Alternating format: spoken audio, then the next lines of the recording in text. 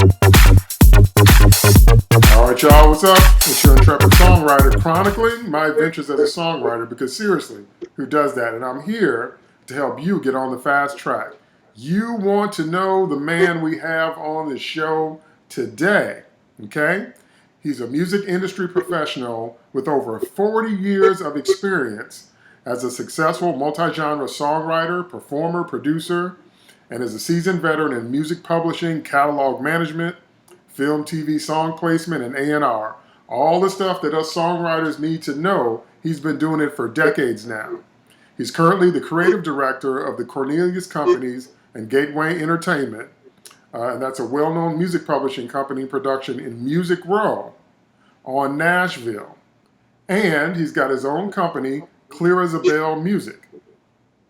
He's written and charted 4 top 10 singles and a #1 song in the positive country market.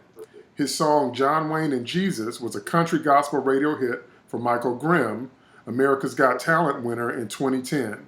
And the song received a Song of the Year nomination by the CCMA and earned Grimm a Star of Tomorrow award. He's written songs for so many high-profile artists, Keith Olsen, he's the producer of Fleetwood Mac, Rick Springfield, Foreigner, Whitesnake, co-written songs with artists like Tracy Lawrence, Bobby Marquez, Jennifer Pierce, who had songs recorded with Johnny Cash and Garth Brooks. I mean, the man is just a treasure and just a treasure trove of experience, and I'm fortunate to have him on the show today. So let's welcome to the show Mr. Terry Bell. How you doing, Terry? Hey, David. How are you, man? Good, good. Thanks for the opportunity to share some experience with the songwriters out there. Oh, yeah, man. Well, thanks for being on the show, because we're all about trying to let people know what we wish we had known when we first started out. Yeah. So here's what I want to start with. I want you to tell me what has been, I know this is a crazy question, what has been your favorite project to work on? You can give me like a top 3 if you can't pick one. Oh, wow. That's a tough one because there's been a lot of them, actually. I wrote with a guy named Thad Christopher. Mm-hmm. And Thad Christopher, actually, I met through Gateway Entertainment. He was a positive country artist back in the late 90s. Uh-huh. And we became friends. We had some charted singles on Gateway at that time. We became good friends, and he left Gateway to pursue his own deal, songwriting deal. And since I was co-writing with him, I got an opportunity to work with Keith Olsen, who produced Fleetwood Mac. Mm-hmm. Rick Springfield and all those other artists. And I loved working in the studio with that. Great artist, great singer. He kind of gave up the music industry and went full-time into a ministry with his wife in Florida. But that was a great experience. We actually had an audition for Giant Records way back when. Mm-hmm. And some of the people in Music Row. He was a little ahead of his time. We were writing stuff a little more country pop back in the 90s, actually. Wow, okay. So it's prevalent right now, Right. So sometimes writers write ahead of their time, ahead of what's going to happen. Mm-hmm. So I would just say, keep writing what you write, and eventually it will swing around to what you do. Awesome. Now let me ask you this. Would you say there is a distinct advantage in being in Nashville, being on Music Row, physically being there, or can songwriters still pitch from wherever they are just as effectively? Well, you can pitch effectively, but the reality is, as you know, David, it's all about relationships, relationships with people, and it's kind of hard to do that over the phone, right? Face, or maybe go to a writer's show and see you there. It's a lot harder to develop relationships now because the corporate world has taken over Music Row, unfortunately. Well, okay, now what do you mean by that? Well, when I got here to town, it was more open. You could actually go into the record labels and say, "Hi, I'm Terry Bell. Just got to town." Now you got to have it's a little more closed. Like you got to go through the gatekeepers and all that, and then try to develop a relationship with A&R through that. Okay. Or have somebody that refers you. That's another good point to get somebody to refer you to somebody in the industry. So you think in recent years the Nashville scene has changed and become more upscale, more focused on progressive music, or what? Well, right now, they're into they're actually, I think we talked about this last night. They're into blending different genres. Hmm. With traditional country, when I got here actually in 1988, Okay. November of '88, and I came out for "You Can Be a Star" audition for on TNN Network. But at that time, they were doing more traditional country. Now, the market today is more pop or country pop, or even mixture of hip hop, R&B, and rock. Hmm. Even a little bit of the '80s classic rock is finding its way because the producers in town grew up with that, so Right. that they're putting into their productions. Okay. Okay. Uh, that's why you'll hear a lot of influences from that. But the cool thing that's there's still Nashville is a lyric town. It's a Hmm. hook town. Hmm. Having a good hook, having a good strong lyric, and if you mix those different genres and blend them together, you can come up with a really cool hybrid sound. And that's sort of what people are doing. If you listen to the new Jason Aldean song, I think I told you about Burnin'. I can't think of the title. Burning Me Up or Burning, something like that. Hmm. Anyway, it sounds like something Lil Wayne would put out. Right. Right. It's really hip hop oriented, and it seems that Taylor Swift kind of opened that door for the pop era, and a lot of people are following suit to that. But I would want to say one thing: don't chase the market, because music is secular and it will change, into maybe what you're doing. In other words, you can write that kind of style of music, but just write what you write. Write who you are, what you believe in, and think and feel. But if you chase the markets, by the time you get there, because a lot of the songs that are being cut now were written 2 or 3 years ago. Right. So if you can find, if you had a magic crystal ball and you could figure out what the next thing coming, Right. you'd be right on top of it. But you can't, because music, changes and tastes change. But right now, Nashville is really focused towards that country pop sort of sound.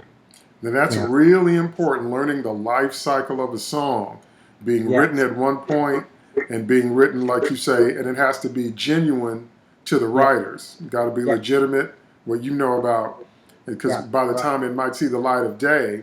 styles will have changed, Yeah. most Exactly. likely. But the lyric is universal. Hmm. If Hmm. you can write a good universal message that affects everybody, to make them want to dance, cry, laugh. That's the one thing about traditional country. Now, a lot of people think it's pickup trucks, and a lot of songs have been written about that. Got Right. run down by a train.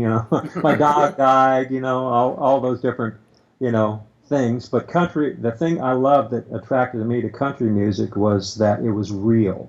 Hmm. Real life, people experiencing real life heartache and pain, Hmm. uh, you know, divorce, death, life, Hmm. and those kind of songs. If you can take those kind of songs and make it fit, what you do, you're Right. going to affect people and touch people with your music, and like I say, make them want to dance, laugh, sing, cry. It's Hmm. all about the emotion you put in the songs, and that's what us songwriters do. Is we create opportunities to reach out to people with our experiences. That's right. Those kind of universal topics are what we call evergreen. They Yeah, always work, they're always in bloom, and yeah, somebody's always looking for them at some point. yeah, right, exactly. Those are the ones that are going to last. Uh-huh. You want to write a song that's going to last when you're 10 feet under the ground. That's what I want to do. I want to write something that people will remember me by. Well, that's why they put signed, sealed, delivered in every romantic comedy made in America. Yeah. So, yeah. Well, all that stuff from the Temptations and Motown era, I'm a huge fan of that. That stuff will be around forever. Oh, yeah. I guess what I'm saying is don't write songs that are like we used to call them fluff. Right, right. Write something with meaning that Hmm. that has meaning to it, but still make it commercial. Hmm. Well, Yeah, that's the key. yeah, That's the key is being genuine and writing from the heart and yeah, writing a lyric that's universal but not cliche. Yeah, that's exactly. universal but Right. not bland. Yeah, And right. at the same time, being sure that your vocal and your production, that it's a good marriage. Yes. Because sometimes, you don't have the right voice. Sometimes you can Mhm. do it, but it doesn't sound right coming from you. Exactly. Yeah. Right. Yeah. Yeah. So yeah, I've seen all of that. That's exactly true.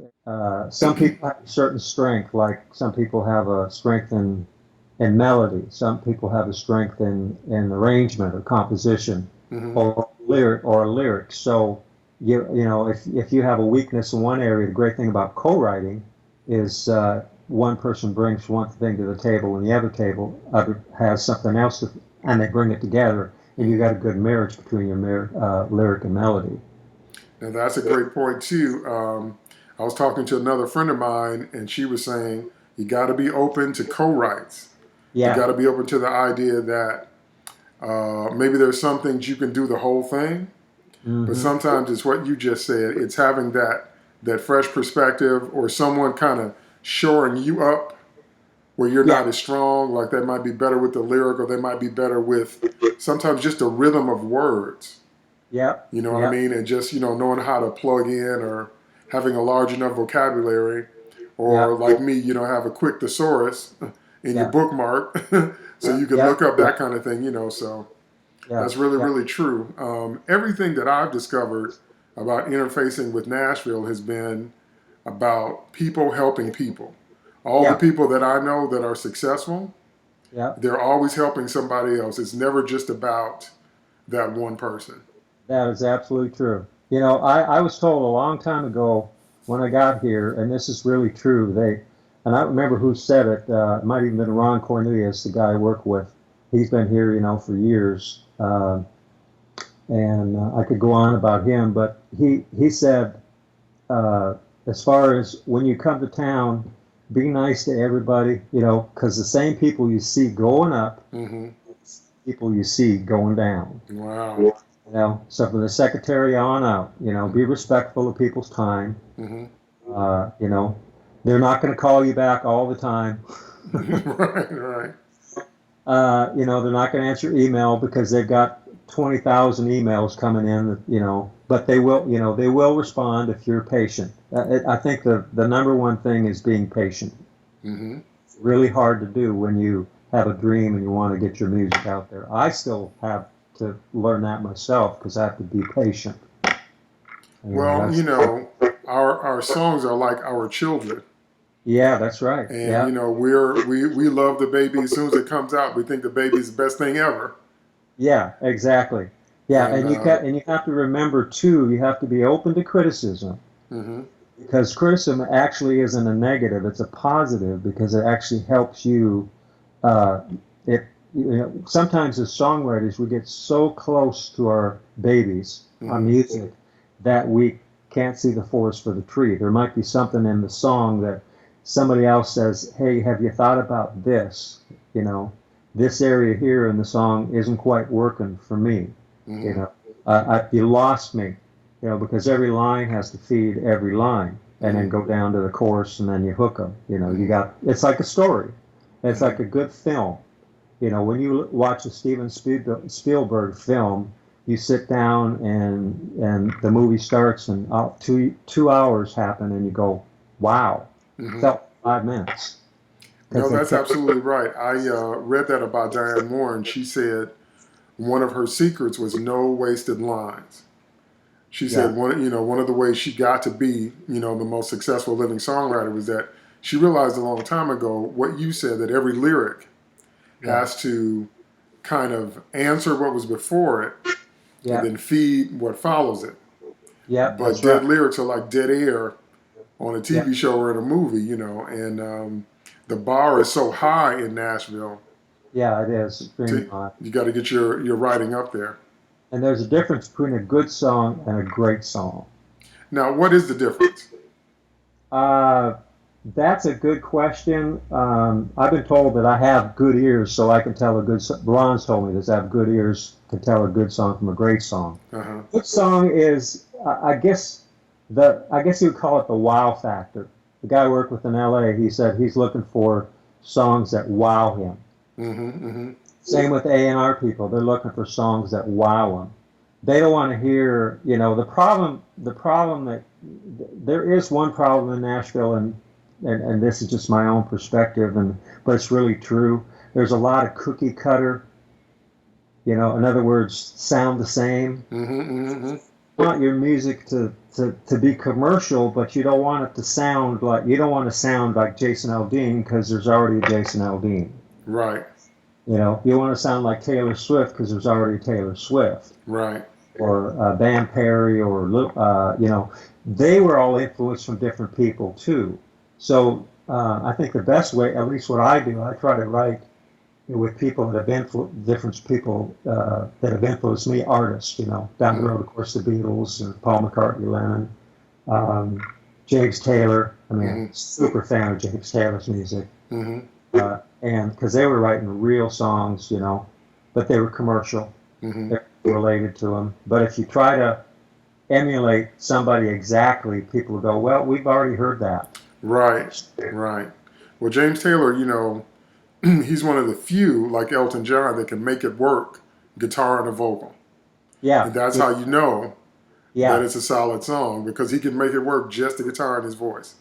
Yeah, that's absolutely true. And like, when we have songs come in, I screen songs for Ron's company and listen to them, and try to find songs for artist projects he's producing.